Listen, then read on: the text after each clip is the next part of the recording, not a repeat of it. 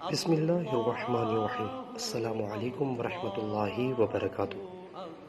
ابو ذر رضی اللہ عنہ نے بیان کیا کہ میں نے عرض کیا، یا رسول اللہ صلی اللہ علیہ وسلم، سب سے پہلے روئے زمین پر کون سی مسجد بنی ہے؟ آپ صلی اللہ علیہ وسلم نے فرمایا کہ مسجد حرام۔ انہوں نے بیان کیا کہ پھر میں نے عرض کیا اور اس کے بعد فرمایا کہ مسجد الاقصی، بیت المقدس۔ میں نے عرض کیا ان دونوں کی تعمیر کے درمیان کتنا فاصلہ رہا ہے؟ آپ صلی اللہ علیہ وسلم نے فرمایا کہ 40 سال۔ پھر فرمایا اب جہاں بھی تجھ کو نماز کا وقت ہو جائے وہاں نماز پڑھ لے، بڑی فضیلت نماز پڑھنا ہے۔